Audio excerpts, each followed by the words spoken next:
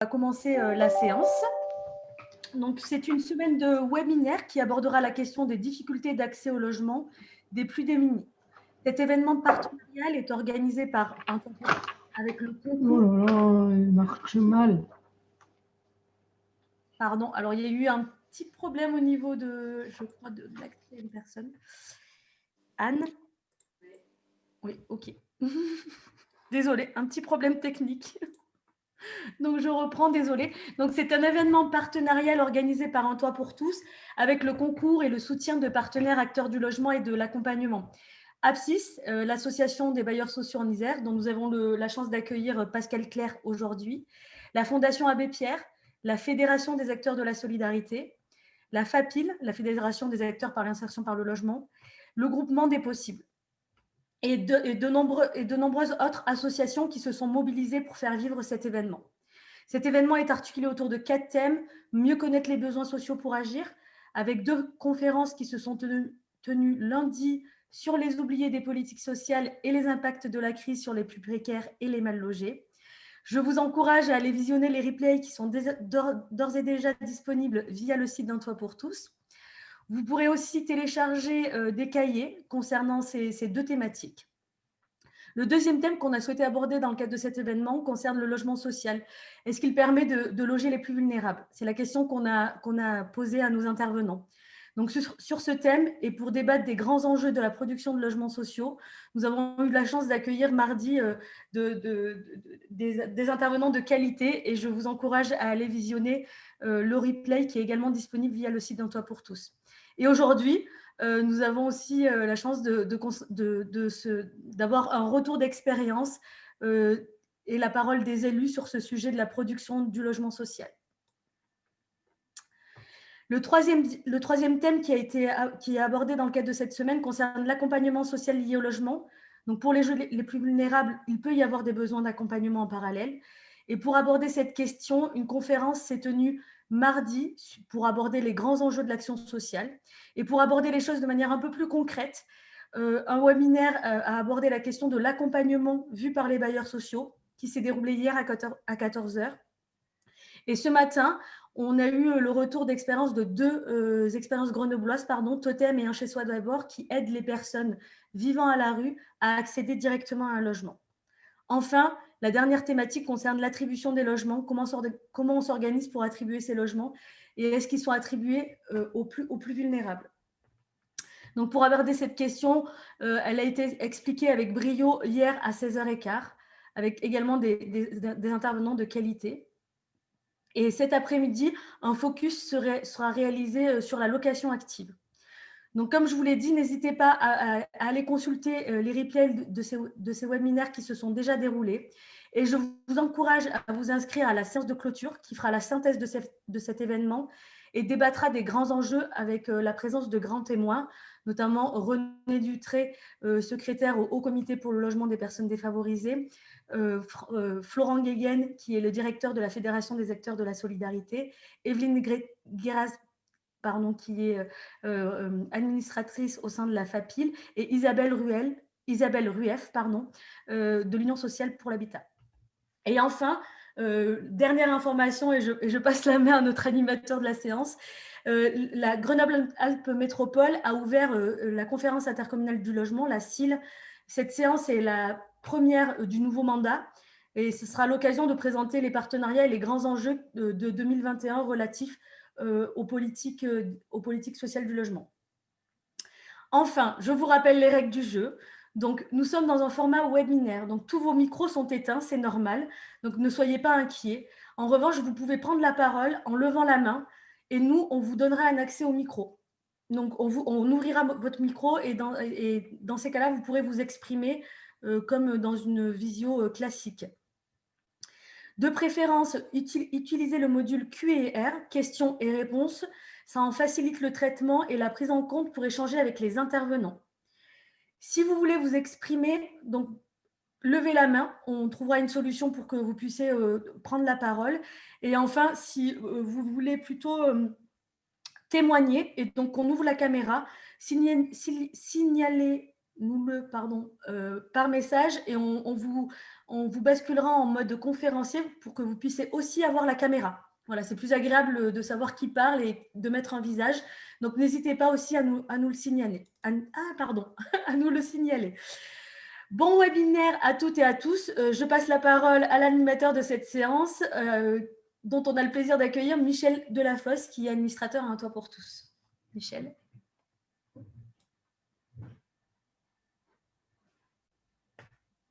Au micro, bien. Merci Anissa. Nous allons en effet donc démarrer cette séance. Vous savez que nous faisons appel, comme d'habitude, à des intervenants de qualité que nous avons aujourd'hui. Et nous avons prévu donc dans un premier temps de faire parler des représentants de collectivités locales. Comment réussissent-ils, avec quelles difficultés surmontées, à produire du logement social dans leur commune? Et dans un second temps, les opérateurs, qu'il s'agisse des opérateurs HLM, représentés par Pascal Claire, Alpizer Habitat et Apsis, et Arthur L'Huissier, Un Toit pour tous, nous diront comment ils interviennent auprès des collectivités. Alors, avant d'engager directement cette séquence, je souhaitais introduire cette question par un point sur où en est la production du logement social en Isère aujourd'hui. Et donc, c'est l'objet de ce petit transparent, de ce petit, voilà, de cette page-là qui va apparaître, qui vous est proposée. C'est ça, Anne, tu peux, voilà, oui. Dans un premier temps, on rappelle, c'était l'objet de la première réunion du webinaire, qu'il y a une demande forte. Il y a un écart important entre les demandes et les attributions, mais ce qu'il faut encore noter davantage, c'est que les demandes augmentent alors que les attributions diminuent. Donc l'écart est croissant. Et face à tout cela, la production, on pourrait dire, est à la peine. Production, à vrai dire, de toutes les catégories de logements. Et nous qui nous intéressons aujourd'hui aux plus démunis, toutes les catégories de logements nous intéressent parce que, rappelons-le, plus de la moitié des logements sociaux produits le sont dans le cadre d'opérations de promotion privée. Mais si on s'en tient directement aux logements sociaux et si on essaie de faire le point sur l'état de la production, il faut d'abord bien choisir ces indicateurs. Vous savez, entre les statistiques sont nombreuses, entre les logements autorisés, les logements financés, les logements mis en chantier, les logements livrés, etc., il y a toute une série de chiffres que nous connaissons qu'il faut bien situer et bien interpréter parce que entre un logement autorisé et un logement livré, il y a souvent un délai de 3 à 5 ans. Alors, pour ce qui est du passé, je dirais, j'ai juste pris quelques chiffres relatifs à la métro en disant que les objectifs ne sont pas atteints. Les mises en chantier de logements familiaux n'ont été que de 700. Mises en chantier, ça veut dire que ce sera vraiment des logements livrés 18 mois plus tard. 728 logements livrés en 2018. Nous n'avons pas encore le chiffre de 2019. Le comité de pilotage du PLH ne s'est pas réuni et on redoute qu'en 2019 et a fortiori en 2020, l'objectif ne soit pas atteint. Il y avait aussi dans le PLH un objectif de conventionnement de logements privés. L'objectif 100, résultat, vous le voyez, 38 en 2018, 20 en 2019. J'aurais pu ajouter aussi un objectif du PLH qui était très important quantitativement, la réduction du nombre de logements vacants, comptant pour 250 logements par an. Et de ce point de vue, nous n'avons aucun chiffre et aucun résultat obtenu, en tout cas connu de notre part, pour les dernières années. Voilà pour le passé, je dirais, des objectifs qui ne sont pas atteints. Et puis, on peut s'intéresser à l'avenir, et là, on s'intéresse au financement des logements. Des logements faisant l'objet d'une décision de financement qui seront réalisés 2 ou 3 ans plus tard, ou parfois davantage. Et n'oublions pas qu'entre le nombre de logements financés et le nombre de logements livrés, il y a toujours un décalage assez important qu'il faut prendre en compte. Alors, j'ai pris là un seul chiffre, puisque Apsis nous intéresse bien sûr, c'est le nombre de logements financés par les bailleurs, pour les bailleurs sociaux de l'Isère. Vous avez vu l'évolution, 1641 en 2018, on pense qu'en 2020, ce serait seulement 1020, et c'est une estimation évidemment qui nous rend assez pessimistes sur l'état de la production. Je voulais seulement noter une note positive quand même, avant de laisser céder la parole aux intervenants, c'est que dans cette production globale qui diminue, la part des PLAI ne cesse de croître, et ça, c'est quand même un élément important à noter. Alors, juste en bas de slide, vous voyez, j'ai noté toutes les raisons qui sont invoquées pour expliquer la difficulté de produire du logement social, depuis des raisons, je dirais, politiques, au sens large du terme, intéressant l'État ou les collectivités locales, il n'y a pas de volonté suffisante, les budgets ne sont pas à la hauteur, jusqu'à des raisons conjoncturelles. L'année des municipales est toujours une mauvaise année, le Covid, évidemment, est une donnée à prendre en compte. Et entre les deux, il y a tout un tas de raisons qui vont sûrement être évoquées tout à l'heure. Le plan d'urbanisme, les autres contraintes liées à la construction, en particulier tous les plans de prévention, l'accès aux fonciers difficiles, les problématiques de coûts et de financement, et s'agissant du logement social, en particulier, la question de l'acceptabilité du logement social par les voisins, par, disons, la population en général. Et c'est la raison pour laquelle il paraît important maintenant de céder la parole aux élus locaux pour voir comment ils réussissent à surmonter ces difficultés pour produire du logement correspondant aux besoins. Et donc, si vous voulez bien, je vais d'abord céder la parole à Patrick Roussel, donc, qui va nous parler de la politique menée dans la commune de Clé, puis à Françoise Charavin, qui va nous parler de Saint-Égrève. Peut-être marquerons-nous un temps d'arrêt pour permettre à d'autres élus présents de s'exprimer, et ensuite nous aurons la voix des opérateurs. Donc, si vous voulez bien, je laisse la parole à Patrick Roussel. Oui, bonjour. Donc, je m'appelle Patrick Rousset. Donc, je suis adjoint à l'urbanisme depuis avril 2014. Clé, au fil du temps, est devenue une commune périurbaine avec un fort développement. Elle compte aujourd'hui plus de 8 000 habitants, en proposant à ses occupants une qualité de vie particulièrement recherchée. Alors, nous avons également souhaité que, dans le cadre de nos révisions de PLU, c'est qu'on maintienne une agriculture forte sur la commune. Nous comptons 6 agriculteurs. Et également, nous disposons d'une zone artisanale composant à peu près 55 entreprises. Donc, le développement économique est bien présent sur la commune de Clé. Donc, en termes d'enjeux, une attention toute particulière est réservée au cadre de vie qui a fait l'objet de l'attractivité de la commune, avec une croissance démographique positive de 0,7%. Donc, ce qui veut dire, c'est qu'on doit produire chaque année 40 logements pour maintenir ce seuil de la population au-delà de 8 000 habitants. Et bien sûr, par la diversification des produits immobiliers, à stabiliser notre population, y compris pour les jeunes ménages. Donc, nous observons une baisse de la taille des ménages, mais reste supérieure à la moyenne métropolitaine, avec des revenus sensiblement supérieurs à la moyenne, avec un taux de chômage nettement inférieur. Donc, on peut se considérer privilégié. Des logements destinés avant tout aux familles. Le parc de logements est essentiellement composé de maisons individuelles, 80% des logements individuels occupés en résidence principale par leurs propriétaires. Nous comptons avec, ce sont les chiffres de 2017, 3 468 logements, 3 264 logements en résidence principale, 45 logements occasionnels ou secondaires, et nous avons malheureusement, je dirais, 159 logements vacants, donc en 2017. Donc, sur notre territoire, la commune est en déficit de logements sociaux, donc par rapport à l'obligation SRU. Donc, notre taux est de 13,77, qui progresse un peu moins d'1 point par an depuis 5 ans. Voilà. Cette carence tend à se combler avec une politique volontarisme de production de logements locatifs sociaux.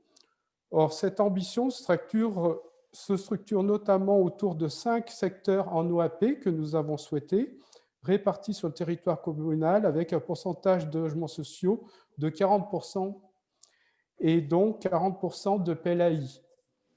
Donc Michel a cité le nombre de PLAI donc grandissant, et on ne peut que s'en réjouir. Donc Clé a un taux qui est nettement supérieur, puisqu'on est à plus de 43% de PLAI sur la commune. Au regard de l'inventaire au titre de la 6e période triennale, l'objectif de production était de 138 logements sociaux, soit 33% du nombre de logements manquants. Nous avons réalisé au titre de cette période 99 logements locatifs sociaux, donc soit réalisés ou soit financés, dont 43 PLAI et 1 PLS. Nous avons livré au titre des permis de construire de nombreux projets incluant des logements sociaux au nombre de 53, en suspens aujourd'hui suite à des recours exercés par le tribunal administratif. Donc nous le regrettons, mais c'est vraiment une difficulté pour construire du logement social, surtout que notre commune, nous ne disposons pas de foncier, donc nous sommes forcément obligés de passer par un porteur de projet. Et ces contraintes dues au recours nous retardent bien souvent de 2, voire 3 ans, voire plus. Heureusement, un texte de la loi Elan permet de réduire ce temps d'instruction, donc à 1 an si le projet est composé de plus de 10 logements et s'il détient un pourcentage élevé de logements sociaux.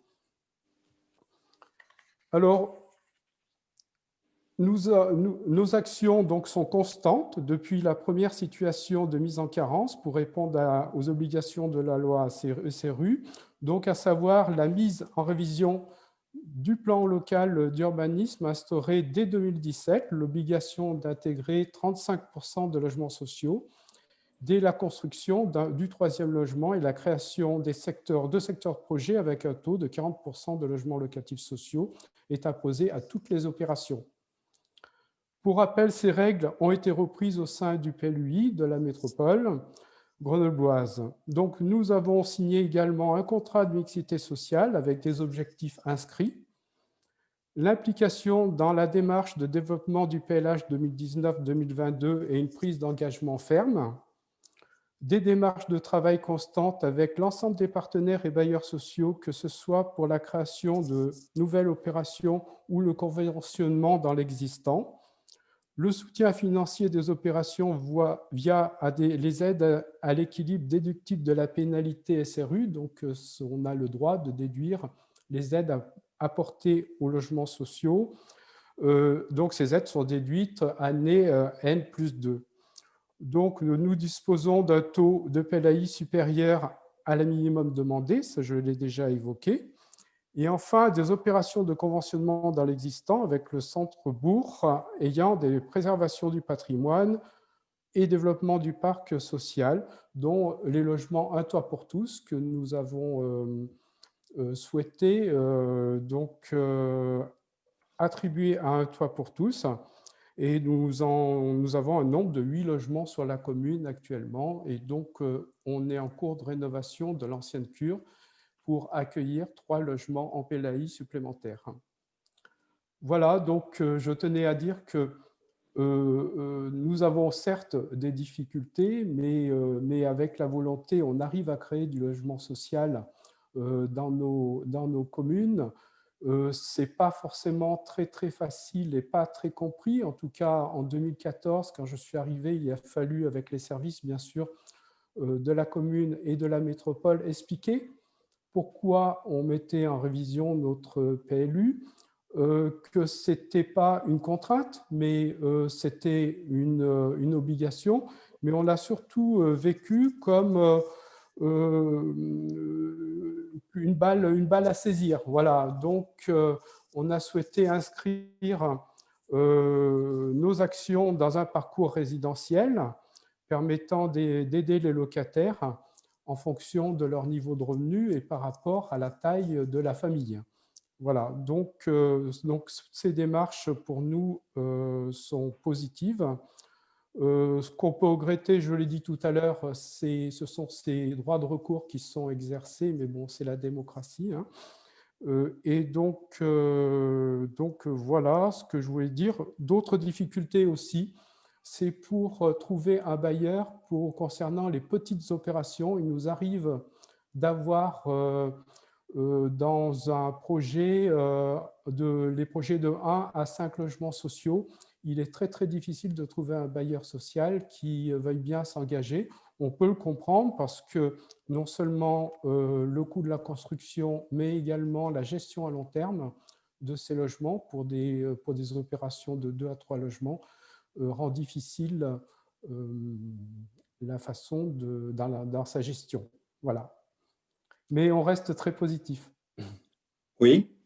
Ben, écoutez, merci beaucoup. Et puis, merci pour cette tonalité positive et ce volontarisme dont vous avez fait preuve en engageant toutes ces actions. Avant de passer la parole à Françoise Charavin, j'ai une question à vous poser. La part des PLAI est en effet très importante dans les logements livrés. J'ai noté que sur les 99 logements de la dernière période triennale, 43 sont des PLAI, c'est-à-dire près de la moitié. Est-ce que ça correspond sans doute à une volonté municipale, mais comment les opérateurs acceptent un tel pourcentage dans leurs opérations? Eh bien, on le propose déjà, donc peut-être fermement, et c'est également dû aux logements sociaux qui ont été confiés à un toit pour tous, donc qui sont forcément des PLAI. Voilà. Donc, ce qui explique aussi ce taux qui est élevé. Mais en tout cas, les 40% de PLAI dans les programmes, on l'impose. Je sais que la loi, c'est 35% au niveau national, mais la métro demande 40%. Nous, on trouve qu'il est tout à fait normal pour avoir participé en commission logement lors du mandat précédent. J'ai pu être sensibilisé par les actions que menait la métropole et ce besoin qui était observé de créer du logement en PLAI dont la demande était très forte sur la métropole. Oui, oui, très bien. Merci beaucoup. On aura sûrement l'occasion de revenir à la faveur de questions sur la politique menée à Clé. Je passe la parole à Françoise Charavin qui nous conduit à Saint-Égrève. Bonjour à tous. Donc Françoise Charavin, je suis adjointe au maire de Saint-Égrève. J'ai une délégation sur les politiques de santé, donc on n'est pas tout à fait dans l'ordre du jour de la réunion d'aujourd'hui, mais il se trouve que j'ai aussi une petite histoire, une longue histoire, on va dire, avec le monde du logement social. Donc c'est pour cette raison que c'est moi qui interviens aujourd'hui. Alors, quelques mots pour vous présenter Saint-Égrève. C'est la 6e ville de l'agglomération, Saint-Égrève, en entrée nord de l'agglo, près de 16 000 habitants. Une ville très dotée en services publics, une ville qui est très attractive et qui doit une part de son attractivité renforcée à l'arrivée du tram. On est à un quart d'heure du centre-ville en tram. Nouvelle équipe municipale arrivée élue en juillet dernier, avec pour projet d'agir pour un développement harmonieux de la ville et de développer une offre équilibrée en logement, j'y reviendrai. Le contexte en matière d'urbanisme, il y a eu un PLU qui a été voté en 2011, qui a très très fortement ouvert les droits à construire. Et dans le même temps, avec l'arrivée du tram, la ville a eu un certain nombre, comme toutes les communes traversées par le tram, a eu un certain nombre d'engagements à remplir pour construire plus en lien avec le contrat d'axe. Autre contexte particulier sur Saint-Égrève, de grosses maisons sur de très grands terrains dont les occupants ont vieilli. On arrive à un moment où eux-mêmes ou leur succession veulent vendre avec, je n'oserais qualifier ça de harcèlement, mais avec une très très forte pression des promoteurs auprès des propriétaires de ces maisons. Donc une très forte pression de la promotion privée, c'est clair.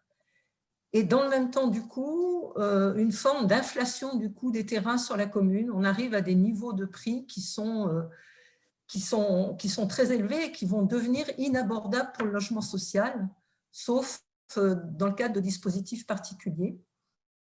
Et dernier élément, la commune n'est propriétaire d'aucun foncier, si ce n'est l'ancienne piscine qui a fermé cet été, puisque une nouvelle est construite, et donc on va récupérer le foncier de la piscine. C'est notre richesse en termes de foncier à nous, nouvelle équipe municipale.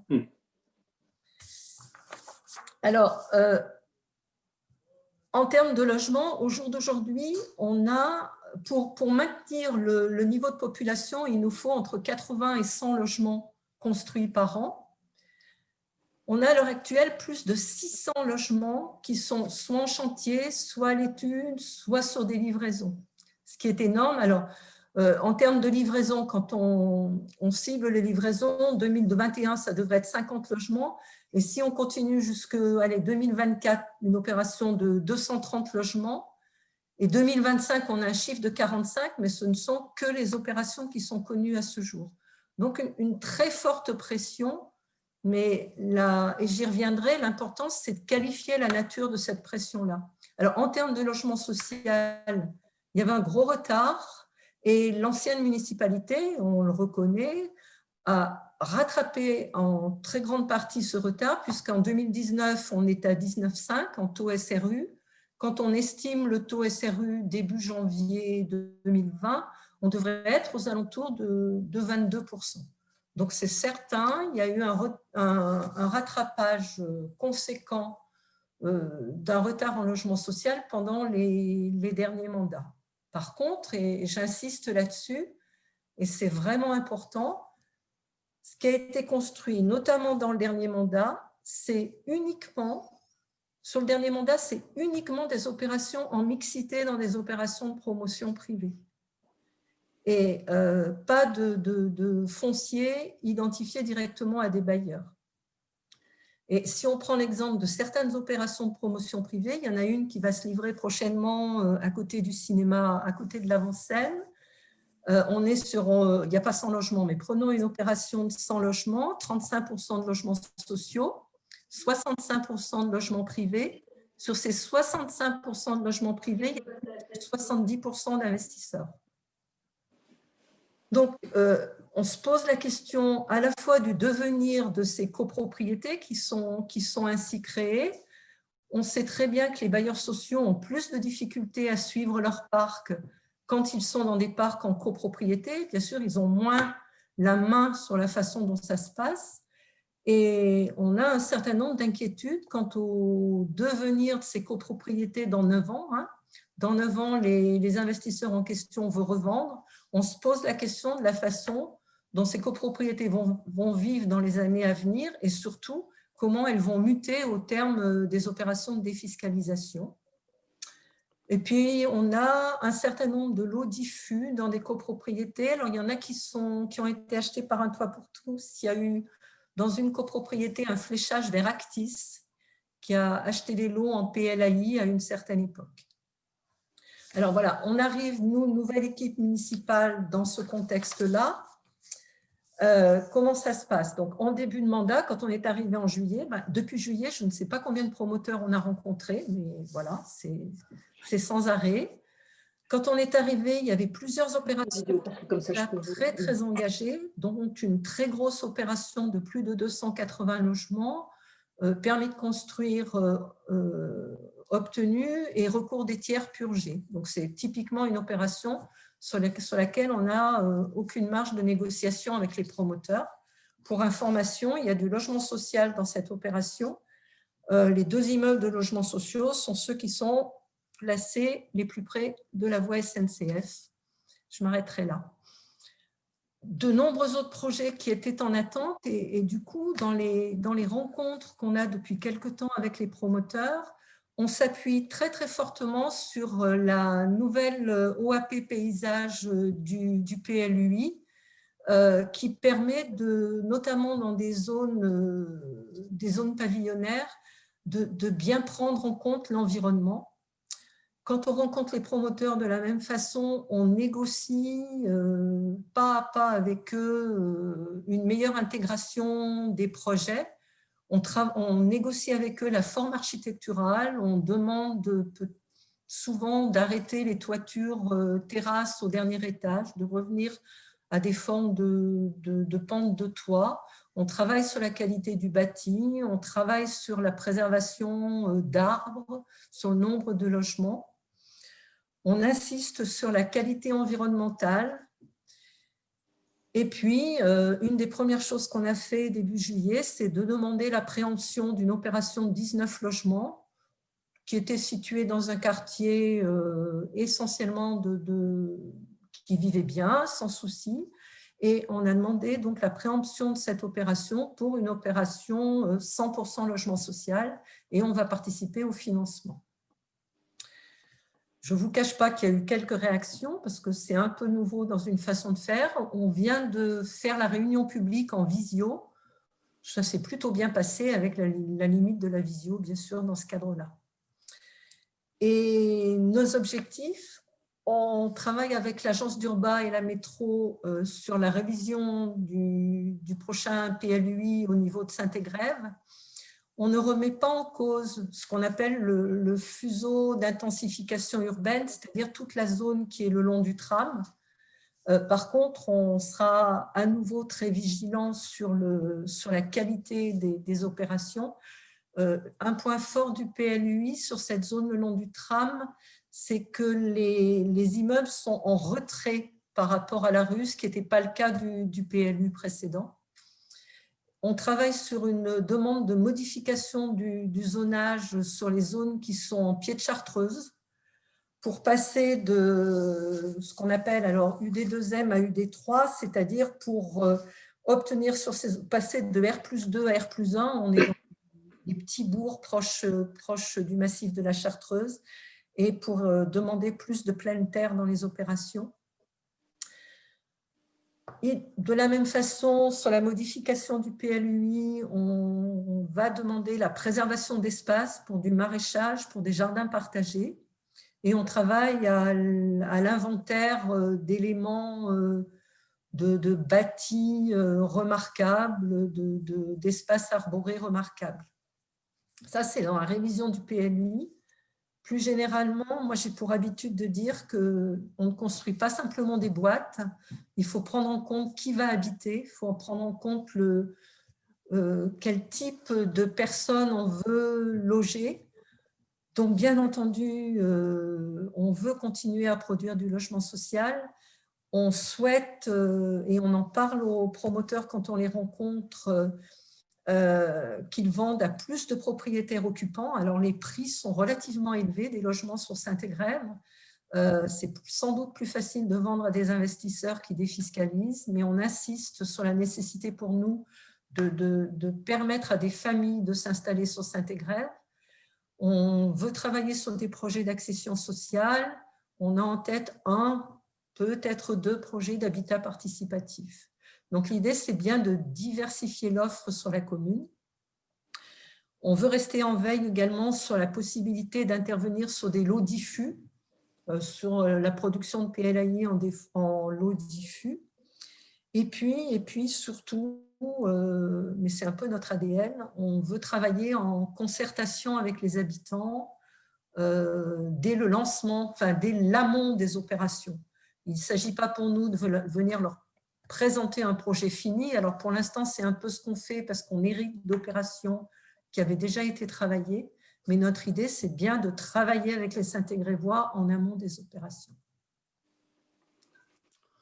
Merci beaucoup Françoise Charavin. C'est une gamme d'objectifs très large là, qui a été présentée. Je voudrais juste prolonger par une question.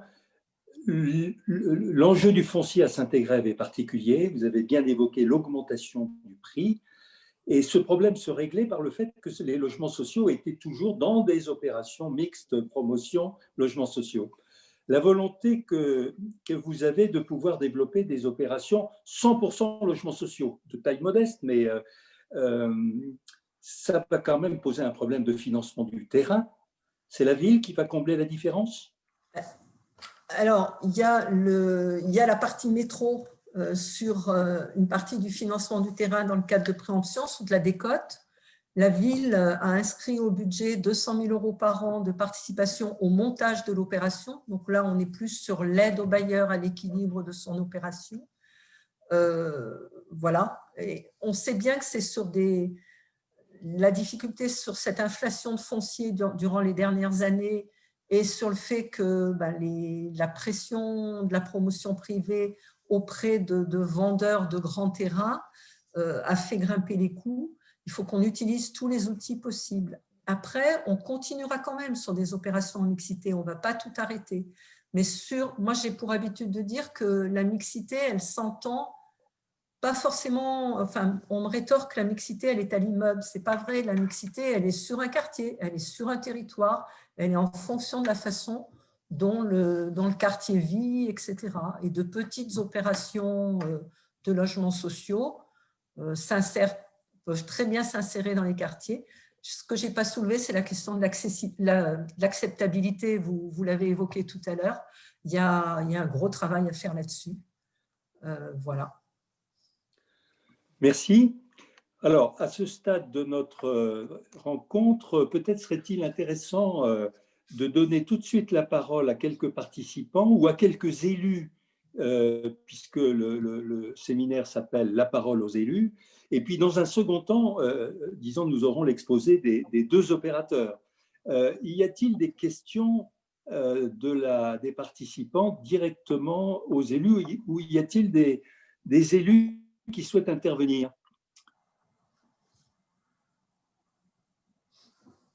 On n'a pas de main levée pour le moment de la part des auditeurs. En tout cas, j'ai vu qu'effectivement, il y avait des élus parmi les participants, dont notamment Guillaume Lissi, s'il voulait s'exprimer aussi.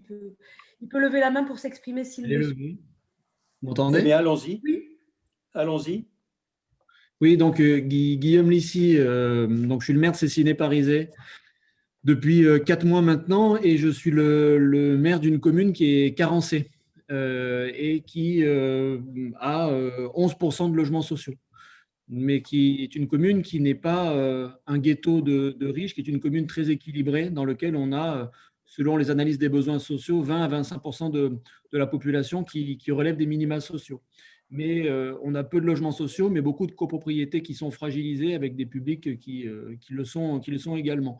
Moi, je voudrais apporter un témoignage en complément de ce qui a été dit par mes collègues, justement en tant que commune carencée avec une équipe municipale nouvelle qui a la volonté de répondre à la fois aux exigences de la loi, mais également aux exigences de la solidarité avec les communes voisines pour que chacun puisse prendre sa part, mais également avec nos populations qui ont des besoins pour les plus âgés, pour les plus jeunes, et puis pour les plus modestes, la volonté de rester là où ils ont toujours vécu et de vivre dans notre collectivité.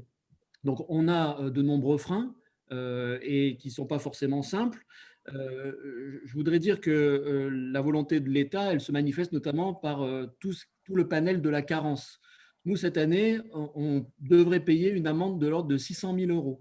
Donc, 600 000 € sur un budget de fonctionnement de l'ordre de 12 millions d'euros, c'est colossal.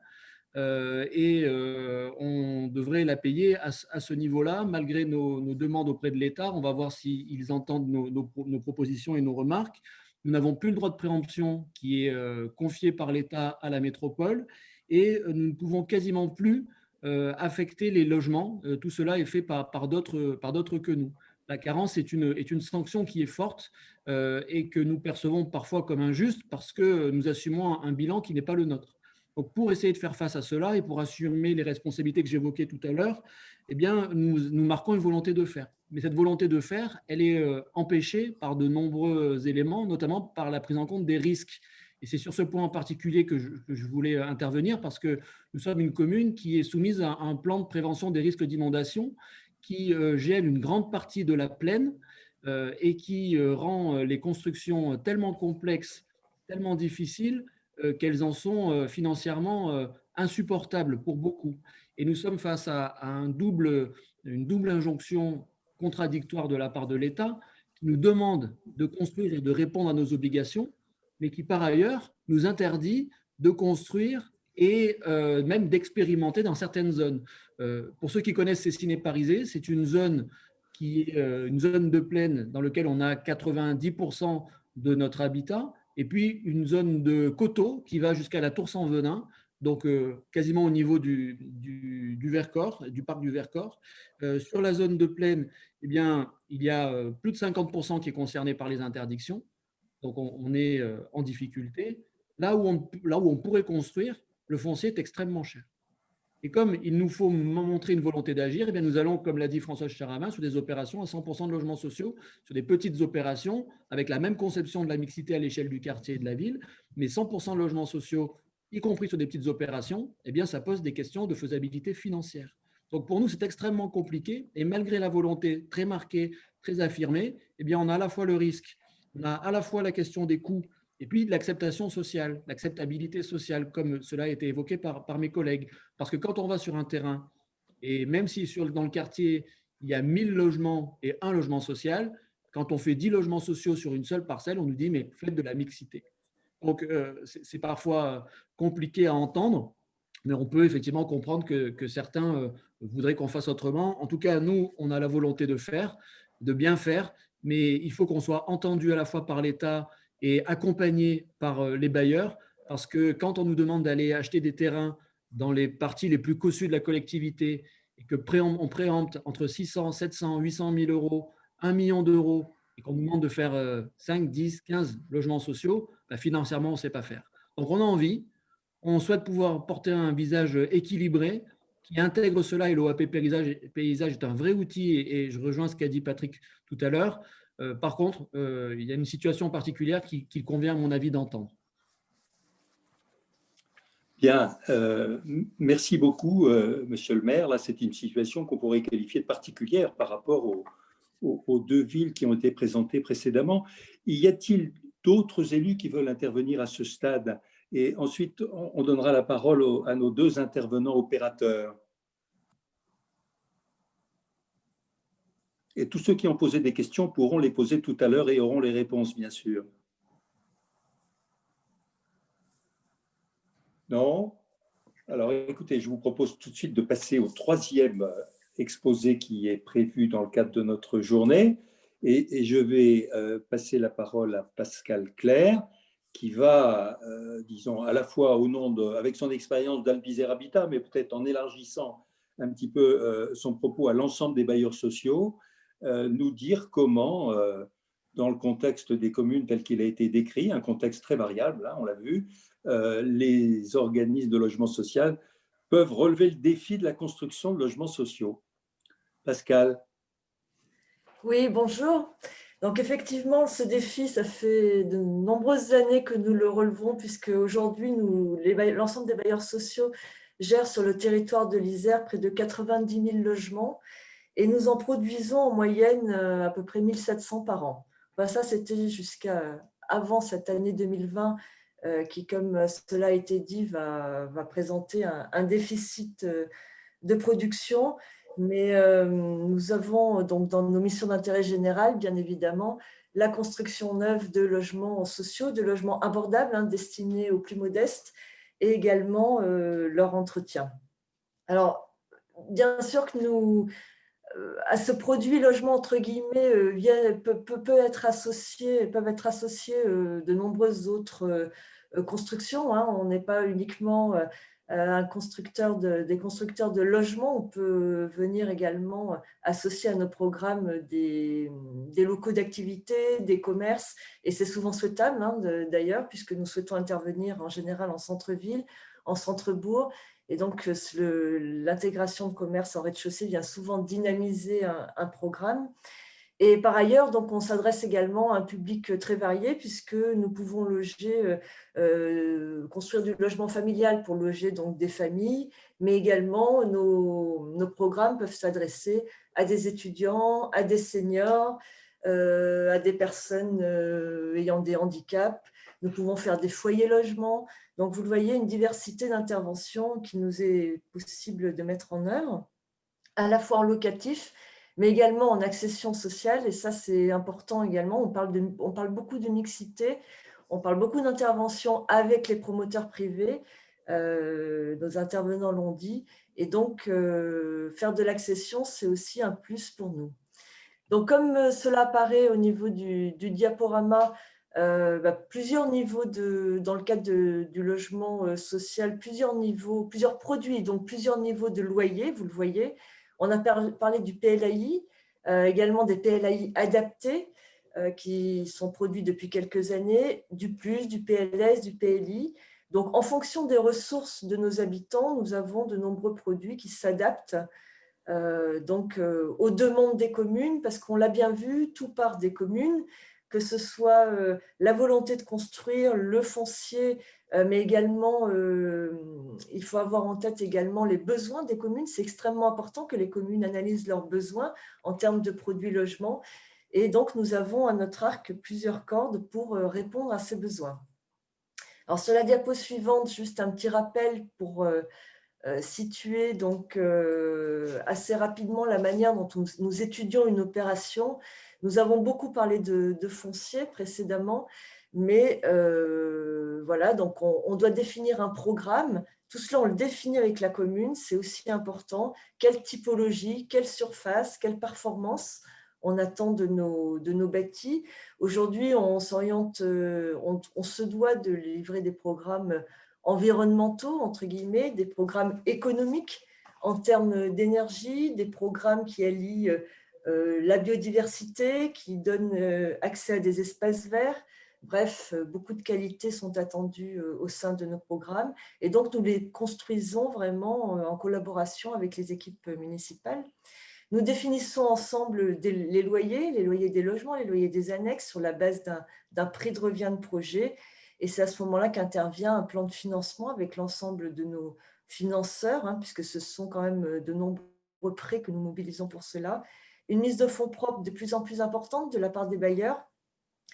Et ce qu'il est important aussi de noter, c'est que ces emprunts peuvent être mobilisés.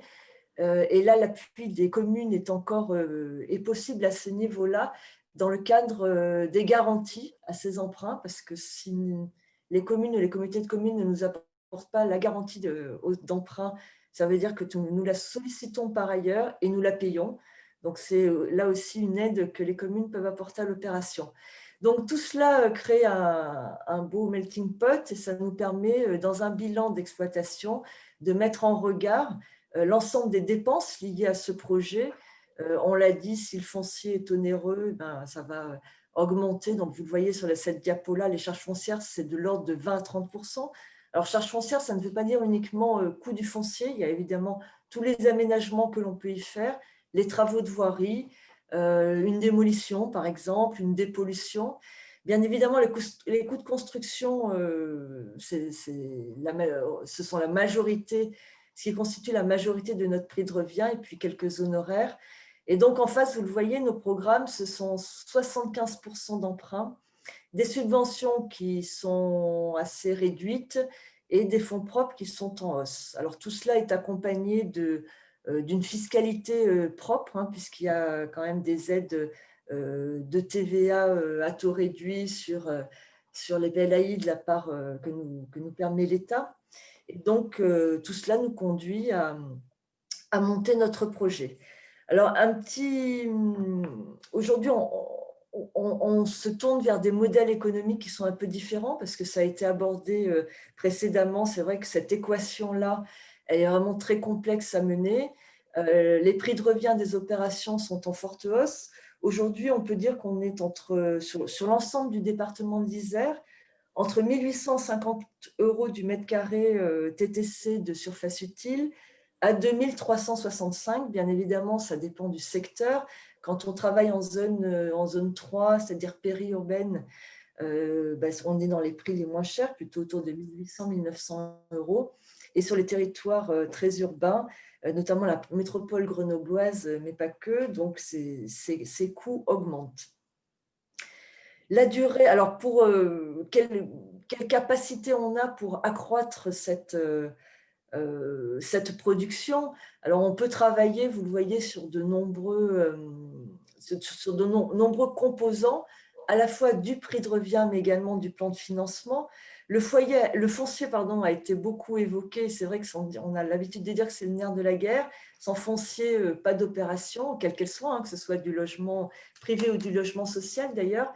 Alors ce foncier, vous avez vu, M. Rousset nous a bien montré comment, enfin, l'importance, je dirais, de l'action publique en la matière, parce que sans action publique sur le foncier, on n'y arrive pas. Il est clair qu'aujourd'hui, il y a une surenchère sur le prix des terrains. Françoise Charavin l'a bien mis en avant. Et donc, lorsque des terrains affichent les prix tels qu'ils sont à ce jour sur la métropole de Grenoble, les bailleurs sociaux ne peuvent pas seuls se rendre propriétaires de ces terrains. Donc, ça conduit à plusieurs choses. La première chose, c'est que ce sont évidemment les promoteurs privés qui vont acheter en priorité, d'où c'est ce qui s'est passé à Saint-Égrève, pas d'action publique directe. Les promoteurs négocient directement avec les propriétaires, achètent très cher les terrains, et de ce fait, on ne peut intervenir, nous, bailleurs sociaux, qu'en VFA, c'est-à-dire en vente en l'état futur d'achèvement. Dans ce cadre-là, c'est le promoteur qui va définir le programme, la typologie, les surfaces des logements et leur prix qui, bien heureusement, est quand même plafonné par la métropole de Grenoble. Alors évidemment, on peut un petit peu discuter avec les promoteurs, notamment sur la qualité des logements. On a nous-mêmes des référentiels. On se doit d'avoir des logements, par exemple, abordables en termes d'énergie notamment. Donc, on va discuter avec ces promoteurs. On a l'habitude de travailler avec eux et ils connaissent nos standards et la qualité que l'on exige de nos logements. Donc, ce ne sont pas des logements qui sont construits avec une qualité réduite par rapport à ce que nous pouvons nous-mêmes produire dans notre production classique et standard. Mais malgré tout, ce sont des logements que l'on ne fait pas en maîtrise d'ouvrage direct. Et puis, quand on est en mixité, c'est vrai que c'est compliqué par la suite de peser dans la gestion de ces logements, puisqu'on va intervenir au sein d'une copropriété. On peut être éventuellement syndic, donc ça peut être une force aussi du bailleur. Le bailleur peut être syndic de la copropriété. Nous, donc, notamment Alpizer Habitat, c'est vrai qu'on essaye assez régulièrement de s'impliquer dans ce rôle de syndic lorsque cela est possible. Mais bien évidemment, c'est l'ensemble des copropriétaires qui choisissent ce syndic. Donc c'est vrai que l'accès à ce foncier est majeur. Il y a également donc, tout ce qui est lié au foncier, et M. Lissi l'a bien expliqué, toutes les problématiques aujourd'hui pour trouver du foncier avec les difficultés des plans de prévention des risques divers qui sont qui actent sur notre territoire. Il y a également donc, des démolitions qui sont nécessaires et qui augmentent le coût des opérations. Bref, tout cela doit être travaillé pour permettre de trouver un équilibre et un juste prix à ces projets de logements sociaux. Et en face, donc, on doit aujourd'hui bouger nos modèles économiques, diversifier nos sources de financement et ce que l'on peut aussi proposer assez régulièrement, c'est une mixité entre des logements locatifs sociaux et des logements en accession sociale, éventuellement d'ailleurs aussi une troisième tranche avec des logements en accession privée, en partenariat avec un promoteur. Mais c'est vrai que le fait de mixer sur des programmes donc un petit peu importants des produits nous permettent, vous l'imaginez bien, de par les gains que l'on peut faire dans le cadre de l'accession sociale, d'alimenter nos fonds pour produire davantage de logements locatifs sociaux. Donc aujourd'hui, c'est une piste quand même assez intéressante. Pour répondre effectivement à la problématique de nos élus, qui est la construction de petits programmes, comme vous le voyez, c'est extrêmement difficile d'atteindre cet équilibre. Plus le programme est réduit, plus les coûts de construction sont importants. Et de ce fait, effectivement, sauf intervention importante de la collectivité pour venir apporter des subventions au projet, on n'arrive malheureusement pas à avoir un équilibre. Alors, un équilibre en soi, ce n'est pas ça l'objectif. L'objectif, c'est bien de permettre, c'est-à-dire que le prix de revient doit nous permettre de mettre en place un loyer qui soit abordable. C'est ça l'objectif de notre équilibre. C'est pas de gagner de l'argent, ce n'est pas notre objectif de gagner de l'argent. Tous les fonds propres des organismes, les bénéfices des organismes sont souvent remis à travers les fonds propres dans ces prix de revient, ces coûts de construction, mais l'objectif final est bien évidemment d'offrir des loyers abordables. Donc, c'est un petit peu tout cela qu'il faut mettre en place, et notamment le travail sur le foncier, pour permettre de contenir les prix de revient des projets et de ce fait de continuer à offrir aux personnes que l'on loge des loyers qui soient en lien avec leurs ressources. Merci beaucoup pour ce tableau très, très complet, hein, des difficultés à surmonter. Un de vos messages, si je vous ai bien entendu, et je vous ai bien entendu, c'est de dire aux communes, on préfère discuter directement avec vous pour trouver les bonnes réponses, plutôt qu'arriver dans le wagon ou dans l'arrière-wagon d'un train mené par des promoteurs. Hein. Et ça, c'est quand même un élément assez important. Il y a un autre élément que j'évoque et sur lequel je vous demanderai de réagir, mais je crois avoir la réponse. On risque de se retrouver l'année prochaine avec des prévisions de construction, non pas en effondrement, j'ai entendu ce mot récemment, mais sensiblement en diminution. On risque de se retrouver avec du côté de l'État des budgets non utilisés et du côté de la métro avec des budgets non utilisés. Est-ce qu'il ne faudrait pas s'interroger sur la façon au moins de consommer les budgets prévus de façon à libérer les constructions possibles? Et j'ai compris que c'est vraiment le point du foncier qui est le point clé dans le financement de l'opération. C'est une question ouverte. Alors, sur les causes de ces reports ou abandons d'opérations en 2020, je dirais moins que l'on est sur des problèmes fonciers qu'une problématique liée à cette année 2020, à la fois du fait du confinement, du premier confinement qui a quand même arrêté beaucoup notre activité globale, que ce soit en termes d'études, en termes d'instruction des permis de construire, en termes d'instruction aussi des contentieux en cours, mais également en termes de relations avec les riverains d'un projet, etc. Donc, il y a à la fois cette problématique du premier confinement qui a reporté de nombreuses opérations, mais il y a également les élections municipales. On le sait, hein, vous l'avez dit, la construction de logements sociaux, ce n'est pas toujours porteur dans le cadre des programmes municipaux. Et c'est vrai que les équipes qui terminent engagent assez peu de projets dans les 6 mois qui précèdent ces élections. Et lorsqu'une nouvelle équipe arrive, elle doit faire un bilan de ce qui a été fait et se mettre en ordre de marche pour la suite. Et ça aussi, malheureusement, ça prend un petit peu de temps. Donc, s'il y a des élus dans la salle, c'est vrai qu'on est tout à fait enclin à les rencontrer au plus vite au niveau d'Apsis. C'est vraiment important de faire ce bilan au plus vite de manière à engager dès 2020 et tout début 2020 est terminé, mais tout début 2021, engager donc une politique de l'habitat pour le mandat qui arrive. C'est vrai qu'on le voit à travers le témoignage de la commune de Clé. C'est parce que depuis 2014, donc on a eu une continuité et une intervention forte de la commune. Ça se poursuit donc aujourd'hui après les élections. On voit que c'est grâce à ça que, bien évidemment, la ville arrive à remonter dans les taux attendus de logements sociaux.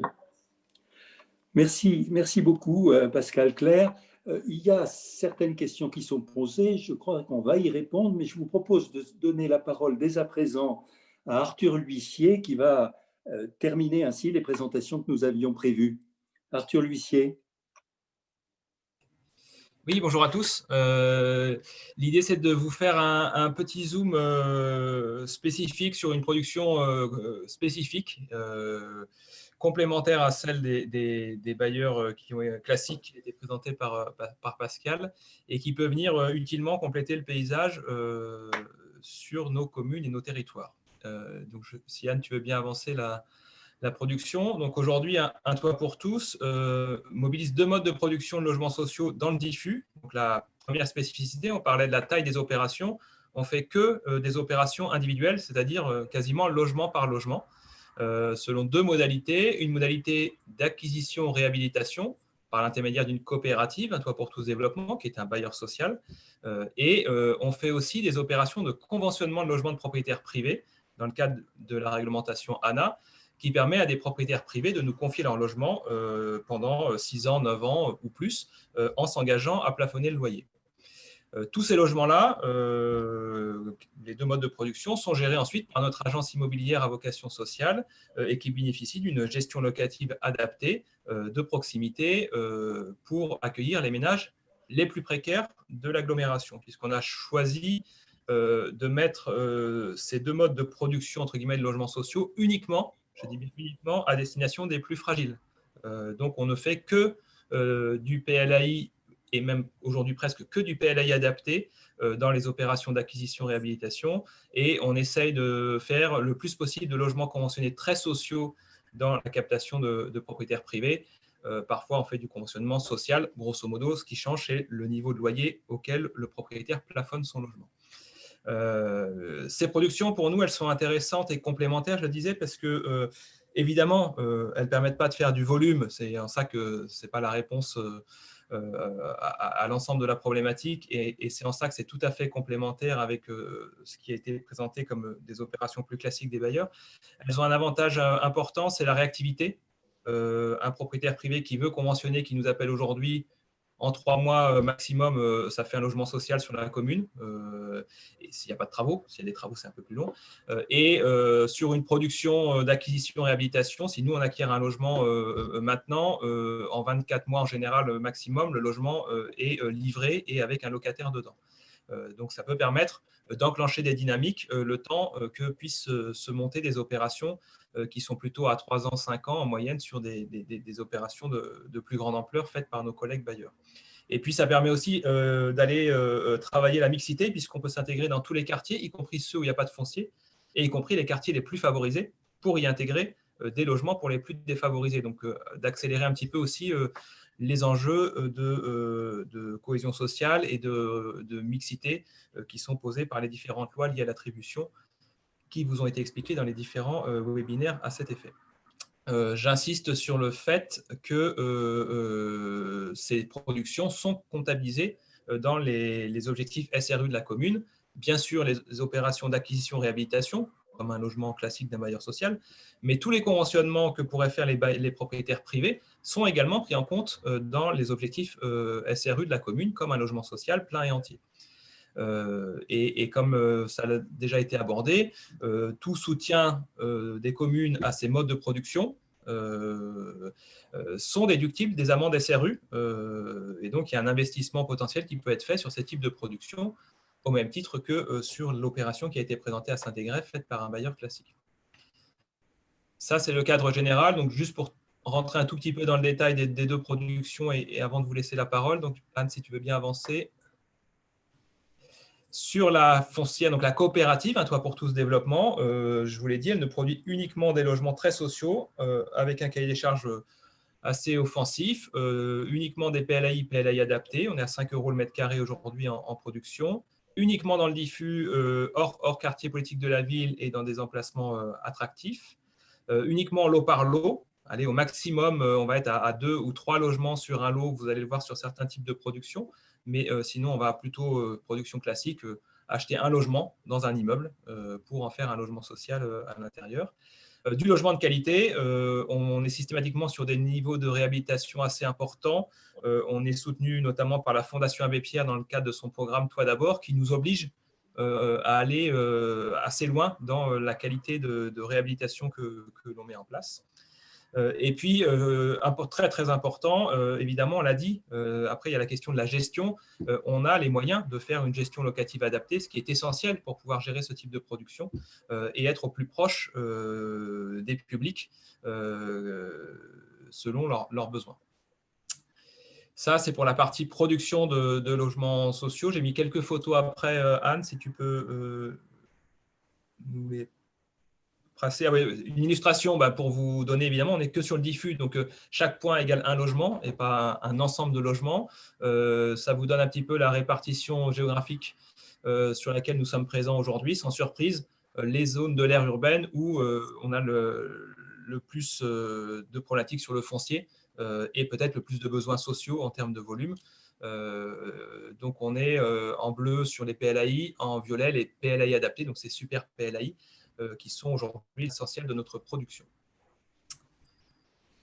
Pour illustrer, voilà une production classique. On prend un immeuble à faible charge, puisque sinon, ce n'est pas très intéressant de faire un loyer très bas s'il y a des fortes charges sur le locataire. On achète l'appartement où on prend un bail à réhabilitation avec un achat du foncier par la puissance publique. Il y a deux modes de production. Et puis, on fait une réhabilitation entière du logement par l'intérieur quand il n'y a pas de perspective d'intervention forte au niveau de la copropriété pour passer de l'image de la photo supérieure dans votre écran à la photo inférieure sur un logement à la fin à 5 € le mètre carré avec des charges extrêmement maîtrisées. D'abord par l'achat ciblé dans une copropriété qui permet ça, et deuxièmement par un travail très fort sur l'isolation, la question des abonnements et tout le suivi du cahier des charges du PLAI adapté, et y compris celui de la Fondation Abbé Pierre. Ça, c'est la production classique. Production plus anecdotique, mais qui se développe sur ces années. Là, vous avez une réalisation à Gières. On prend un bâti existants sur une place de village ou dans un cœur de village sur lesquels il y a une problématique pour la commune d'intervention. C'est trop petit pour un bailleur, c'est plus fait en régie par les communes, il y a un enjeu de faire du logement social, et dans ce cas-là, on va être propriétaire de l'ensemble du bâtiment, ce qui va nous permettre d'intervenir beaucoup plus structurellement sur le bâti, typiquement isolation par l'extérieur, etc., et de pouvoir produire, là en l'occurrence sur votre image, 2 logements sociaux intégrés dans le territoire de la commune. Ça va être ce type d'opération, Patrick Rousset en a parlé, sur les anciennes cures. Voilà, il y a un certain nombre de bâtiments, souvent un peu atypiques, sur lesquels notre capacité à faire de la maîtrise d'œuvres internes, parce que tout est internalisé chez nous, sur des petites opérations avec des financements spécifiques, bien évidemment, il n'y a pas de miracle, nous permet de produire ce type de logement. Ça, c'est pour la partie coopérative, un toit pour tous développement. Et j'ai fait un petit diapo rapide sur la question des propriétaires privés, parce que ce mode de production de logement social est assez peu connu. On s'en rend compte à la fois de la population, mais aussi des communes ou de différents acteurs qui pourraient peut-être nous aider à le promouvoir. On s'inscrit évidemment dans le cadre d'un dispositif national, le WACOS, qui est repris et boosté par la métropole au niveau local dans le cadre de son programme Louer Facile. Et donc le principe, c'est que le propriétaire loue son logement dans le cadre d'un bail classique, mais à un tarif négocié pour en faire un logement très social pour les plus modestes. Et nous, au milieu, avec notre agence immobilière à vocation sociale, on prend un mandat de gestion, c'est-à-dire qu'on s'occupe de la gestion de ce logement dans son entièreté, depuis l'attribution jusqu'à la sortie du ménage, avec une gestion locative adaptée au milieu. Les ménages sont orientés, comme pour tout autre logement social, par les commissions d'attribution du logement social. Donc, évidemment, dans la partie service, vous retrouvez tout le travail d'accompagnement qu'on peut faire, y compris du propriétaire, dans la mise en place de ces conventionnements qui peuvent parfois nécessiter un certain nombre de démarches, les éventuels travaux et leurs déclarations fiscales qui peuvent être amenées à faire tous les ans, puisque dans les avantages, la case que vous voyez en bas, c'est qu'en contrepartie de s'engager à plafonner le loyer de leur logement sur un certain nombre d'années, les propriétaires peuvent bénéficier d'avantages fiscaux, avec notamment une réduction de 85% des revenus fonciers pour tout logement conventionné dans le cadre de l'ANA sur une période suffisante. La métropole, aujourd'hui, accorde des primes complémentaires pour venir compenser cette minoration de loyer auprès des propriétaires. Il peut y avoir dans certains cas des primes jusqu'à 8 000 € par logement pour les propriétaires qui s'engageraient à plafonner très très bas leur loyer. Voilà, et après, voilà, je vous ai mis un petit peu les propriétaires types qui s'adressent à nous. On a vraiment un enjeu, je crois, collectif avec la métropole, les communes, à faire connaître ce dispositif. Parce qu'on se rend compte, nous, on pourra en rencontrer un certain nombre, qu'on a beaucoup de propriétaires, on va dire petits propriétaires, qui sont dans des recherches d'investissement, et peut-être qu'on peut les orienter vers ce type de dispositif local et intéressant plutôt que vers du meublé ou du Pinel à l'autre bout de la France. Voilà, il y a peut-être quelque chose à faire là-dessus. Oui, très bien. Merci, merci Arthur l'huissier. Un des avantages, vous l'avez évoqué, mais je le souligne, du conventionnement, c'est qu'on peut produire un logement social en 3 mois, le temps de capter le logement et de trouver un locataire et de le conventionner.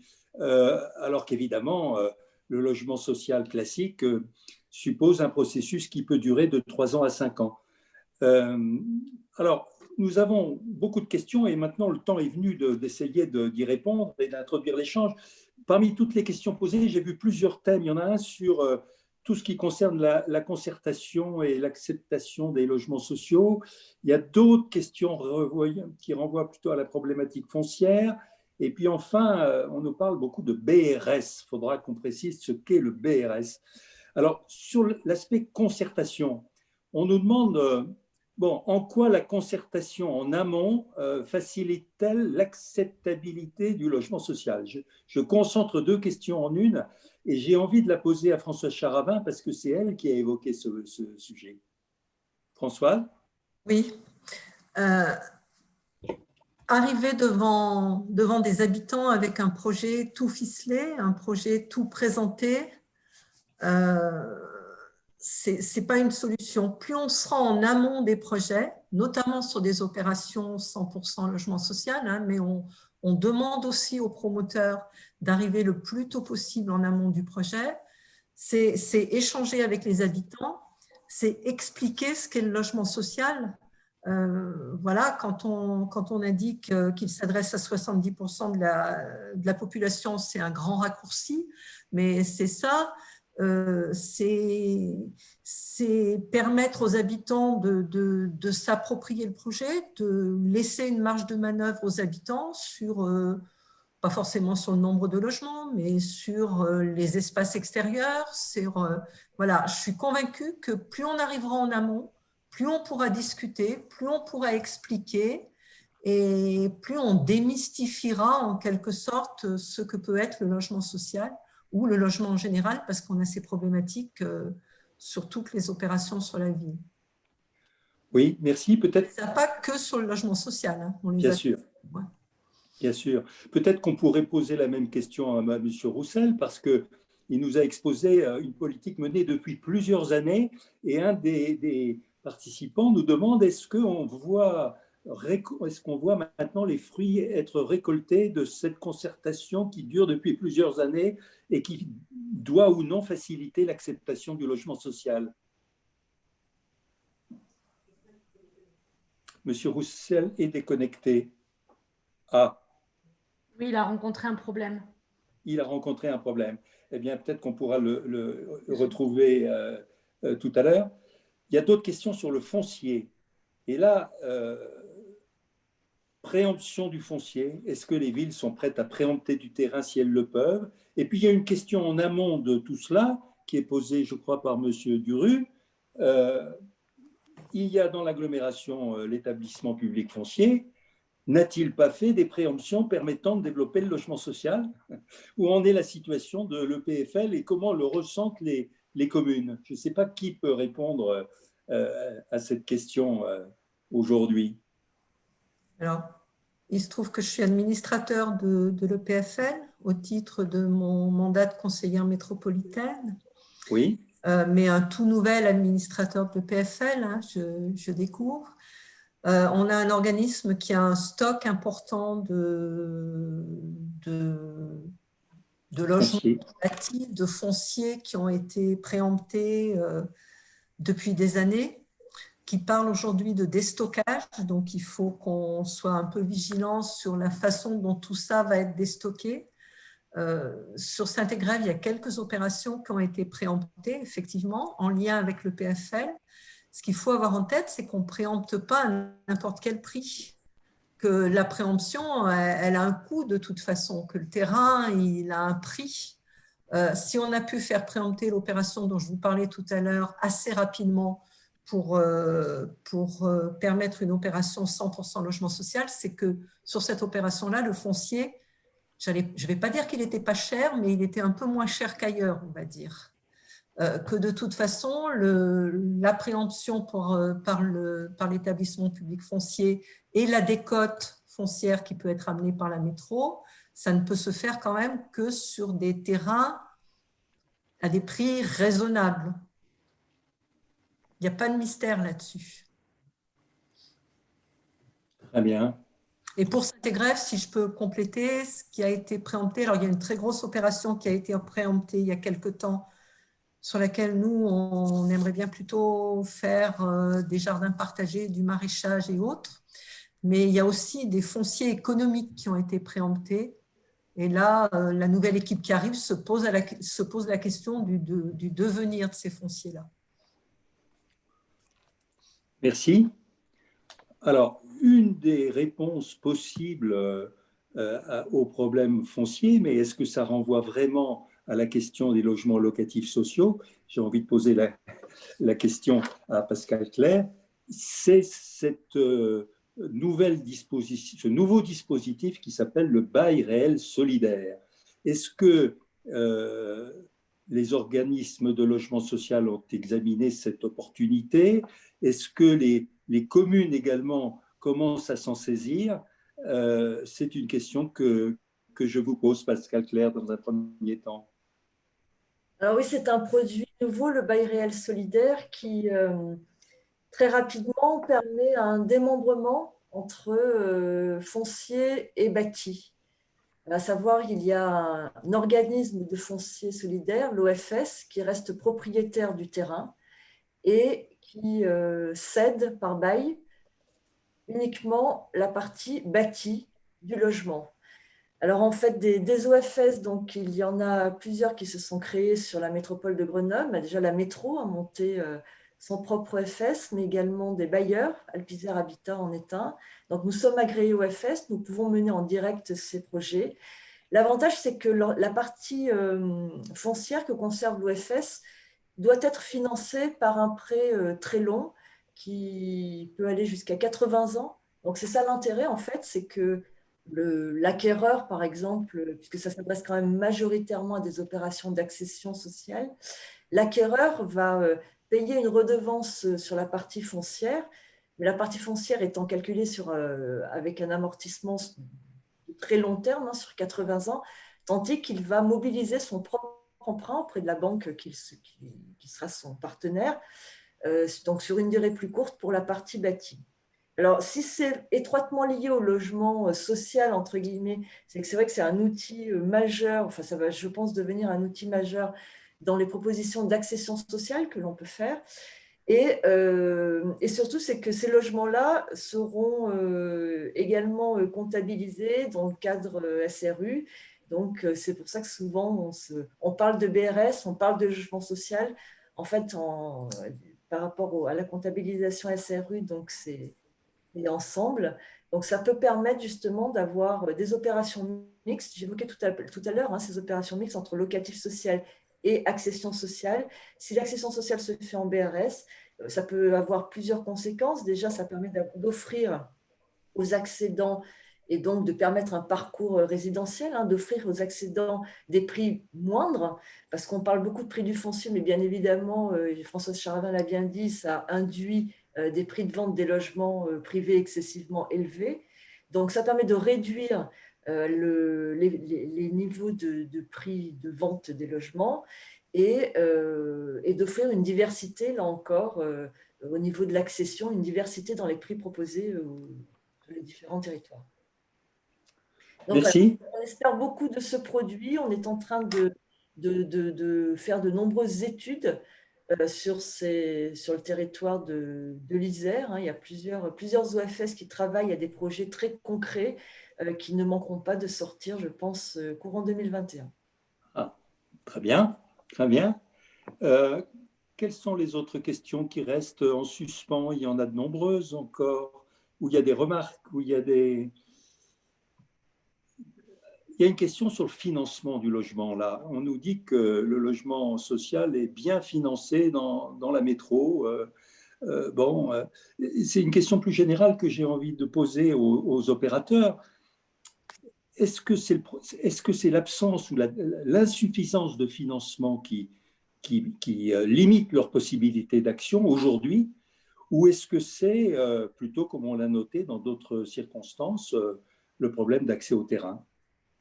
Alors peut-être répondrez-vous que c'est le problème du financement du foncier.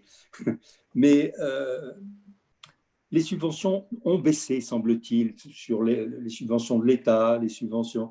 Est-ce que la capacité aussi d'autofinancement des bailleurs sociaux a diminué. On a eu une bonne séance sur ce sujet, voilà 2 jours, à travers les ponctions qui ont été opérées par l'État sur les bailleurs sociaux. Bien, est-ce que ces obstacles sont des obstacles dirimants ou est-ce que, en fait, c'est bien d'autres obstacles qu'il faut surmonter? Je ne sais pas qui veut réagir à cette question. Ce que je peux dire, c'est qu'au niveau du financement, oui, clairement, on a vraiment eu,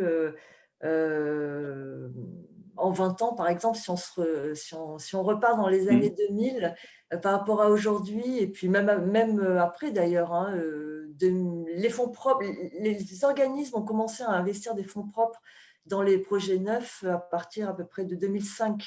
C'est-à-dire qu'avant, on arrivait à équilibrer, à proposer des loyers abordables et des loyers qui équilibraient nos prix de revient. Par la suite, on a eu 2 phénomènes. On a eu à la fois les coûts qui ont augmenté de par les différentes réglementations, les contraintes de construction, les coûts du foncier, on a vu tout ça. Mais on a eu aussi les loyers qui, eux, n'ont clairement pas augmenté.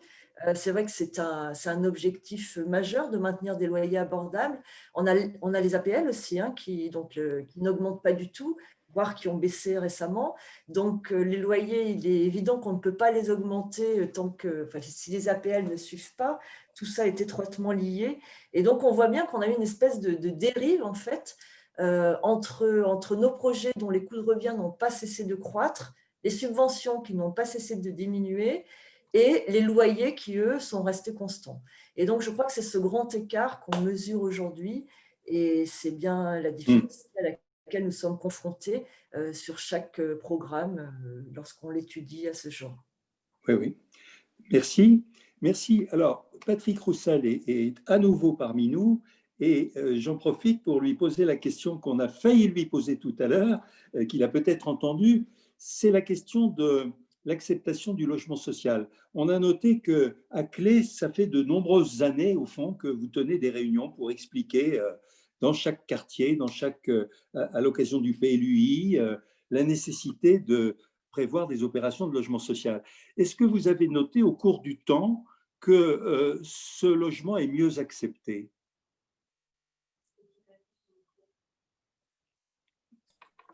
Patrick Roussel, m'a-t-il entendu? Faudrait activer votre micro. Oui, vous m'entendez? Oui. Oui. Alors, oui. Donc, j'ai bien entendu votre question. Oui, bien sûr qu'au fil du temps, on constate des améliorations, mais on a toujours des personnes qui nous disent tardivement, j'ai pas été concerté, comment ça se fait? Donc, notre concertation, bien sûr, on communique de façon par invitation. Quand c'est un projet qui concerne un quartier seulement, on concerte avec ce qu'on appelle les proches riverains, mais on a quand même l'impression parfois de ne pas arriver à contacter toutes les personnes. Mais en tout cas, la concertation est très utile. En tout cas, on a pu en assurer on a eu le bénéfice de cette concertation sur plusieurs projets, puisque j'ai parlé de recours tout à l'heure, mais on a quand même eu des projets où on n'a pas eu de recours, où les chantiers sont en cours, donc ce qui prouve bien que la concertation a vraiment toute sa place. Mais ce n'est pas une garantie, mais c'est un plus. Puis je pense que c'est surtout une question d'honnêteté. Voilà, donc on précise bien les choses, on communique et on peut échanger au préalable sur le projet, recevoir les personnes individuellement quand ces personnes-là n'ont pas pu bénéficier à ces séances de concertation. Mais je dirais qu'à l'heure actuelle, si on ne concerte pas, on ne peut pas y arriver. Voilà. Bien, merci de cette réponse. J'enchaîne les questions là, en lisant celles qui sont posées. Il y a vraiment une attente. Là, je vais m'adresser aux opérateurs de la part d'un certain nombre de participants. Il y a vraiment une attente auprès de vous, opérateurs, vous l'avez noté, de la part des élus en général. Comment traiter les petites opérations de 2 à 4 logements? Vous refusez vraiment de vous en occuper? On ne refuse pas, mais on n'arrive pas à trouver un équilibre entre prix de revient et loyer à appliquer dans ces projets-là. Donc, clairement, il nous manque une partie de de financement ou de coût du foncier abordable. C'est-à-dire que dans ce cadre-là, en général, le foncier est trop cher. Donc, on a souvent un problème de prix de revient de projet. Si les prix sont convenables derrière, si le prix du foncier est acceptable, il faut quand même arriver à trouver des entreprises qui viennent construire 1, 2, 3 maisons individuelles. C'est vrai que ce n'est pas facile non plus. Donc, on est confronté quand même à des questions autour de la construction de ces petits programmes. Oui. Et du côté d'un toit pour tous, est-ce que la réponse est la même? Alors nous, il y a une demi-réponse pareille et une demi-réponse pas pareille, on va dire.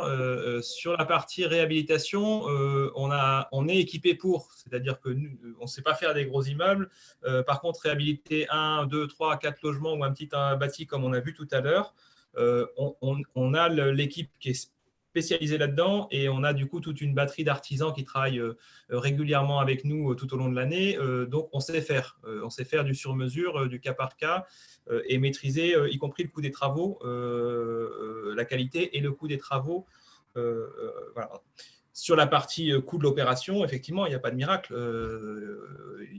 On est confronté au même type d'opération, au même type de montage, en termes d'équilibre de l'opération sur 55 ans que sur ce qu'a présenté Pascal tout à l'heure sur un prix de revient et un équilibre à trouver pour faire un loyer très bas. Donc, ces opérations-là, faites au cas par cas, elles coûtent aussi un peu plus cher. Donc, il y a nécessairement le prix du sur-mesure qui est intégré dans l'opération.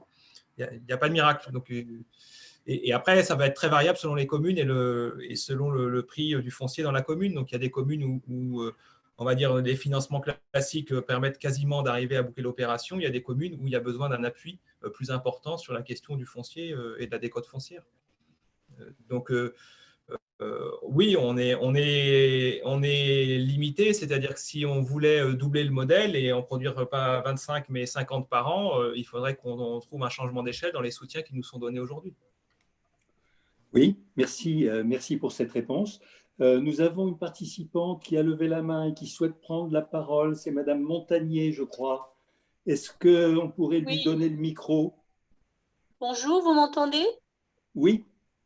Ce que donc fait un toit pour tous, on ne pourrait pas l'imaginer pour des bailleurs sociaux. Tout à l'heure, l'élu de Saint-Égrève disait qu'il y avait des grosses maisons avec des personnes âgées qui étaient à vendre. Est-ce qu'on ne pourrait pas imaginer que, par exemple, la maison soit réhabilitée en petits appartements et que si le terrain est grand, qu'à côté, il y ait un petit bâti pour, je ne sais pas, 6, 8 appartements, enfin qu'on fasse une espèce de mix entre les deux. Ça, c'est ma première question. Et ma deuxième question, vous avez parlé d'habitat participatif. Est-ce que vous avez déjà un peu une idée de ce que vous voudriez faire en habitat participatif?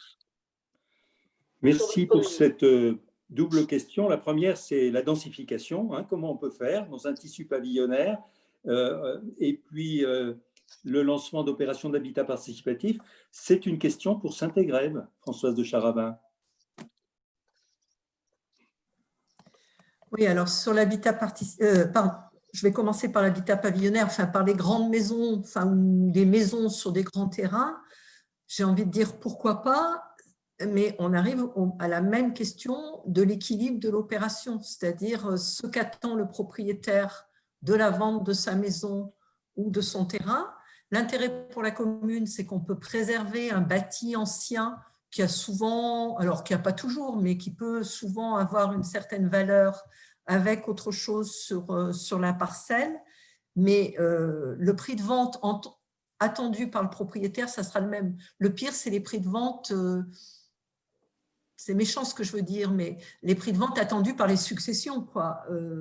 Voilà, inévitablement, on va être à peu près sur les mêmes niveaux de terrain. Mais ça peut être, effectivement, vous avez raison, des montages intéressants à regarder avec un opérateur de logement social ou un toit pour tous, j'en sais rien. Ça pourrait être quelque chose qui se regarde. Sur l'habitat participatif, je vous disais avec beaucoup de prudence qu'on entend monter durant ce mandat un projet, peut-être 2 d'habitat participatif, d'expérience. On sait que ce sont des projets qui prennent énormément de temps, qui nécessitent inévitablement un accompagnement, je pense, également d'un opérateur, coopérative HLM ou autre, sauf si dans les familles qui s'intéressent à ce projet, il y a des sachants, entre guillemets, c'est-à-dire des archis, des gens qui sont du milieu, etc. On est sollicité à l'heure actuelle par un groupe d'habitants à qui on a expliqué que pour 5 logements, il faudra une partie de logement social, inévitablement. Et voilà, déjà, il y a un petit peu des blocages, quoi. Voilà, c'est un travail de longue haleine et c'est un travail qui doit être accompagné. Je sais que les coopératives HLM peuvent s'y intéresser, mais on sait que c'est lourd et long à monter, quoi. Bien sûr. Des expériences intéressantes. Bien sûr. Bien, écoutez, merci beaucoup Françoise Charavin pour cette réponse. Je pense qu'on arrive au terme de nos échanges et je me risquerai devant vous à faire quelques éléments de conclusion très rapides. Le premier point que je retire, c'est qu'il y a une réelle volonté de construire. C'est important de le dire parce que s'agissant du logement social, on a parfois noté ici ou là une vraie mauvaise volonté de certains élus, même préférant payer une amende plutôt que construire. Ici, vous l'avez bien compris, on n'est pas du tout dans ce cas-là. Et on a eu, disons, l'exemple de 2 communes qui ont une réelle volonté de le faire et usent de tous les moyens à leur disposition pour y parvenir. La deuxième enseignement que je tire de cela, c'est que tout ceci, c'est une politique de longue durée. Il faut beaucoup de constance, beaucoup de détermination sur plusieurs années pour obtenir des résultats. On le voit à Claye, on le voit aussi d'une certaine façon à Saint-Égrève, même si on comprend bien que des infléchissements interviennent par rapport aux actions passées. Et par contre, on voit la difficulté de Cessiné qui, troisième cas un peu particulier, évidemment, qui doit non seulement assurer une rupture par rapport à ce qui s'est passé, et une rupture difficile, mais qui de surcroît doit supporter une politique de prévention des risques qui pour l'instant lui interdit en fait de mener les actions volontaristes qu'elle voudrait mener. Alors à partir de là, une fois ce contexte étant tracé, moi j'ai noté qu'il y a vraiment une volonté de maîtriser davantage les opérations qui s'expriment dans les différentes communes et donc d'éviter le passage obligé par le promoteur et les logements sociaux réalisés par le biais de la VEFA. Mais à ce moment-là, ça pose tout de suite un problème d'équilibre financier. La péréquation ne peut plus s'opérer au sein d'un nombre important de logements. On a des opérations où on aura des opérations de taille plus réduite qui sont du coup plus difficiles à équilibrer financièrement. J'ai aussi noté le fait qu'il n'y a pas vraiment de solution aujourd'hui pour les petites opérations. Ce qui est entre 2 et 10 logements demande des opérateurs et des modes de financement particuliers. Et puis enfin, j'ai noté que évidemment la question foncière est la question centrale, la question essentielle qui se traite de différentes façons, avec une ouverture qui est celle du bail réel solidaire qui peut en partie apporter quelques réponses. Pardonnez ce résumé beaucoup trop succinct d'échanges qui ont été très riches. Je voudrais remercier les participants qui sont toujours là, qui ont été très attentifs, et puis bien sûr les intervenants qui, comme l'a dit Anissa au début, était-il besoin de le confirmer, sont des intervenants de qualité qui nous ont apporté beaucoup d'informations et d'éléments de réflexion. Merci beaucoup. Merci. Merci beaucoup, au revoir. Au revoir. Merci. Merci. Merci Michel pour cette animation.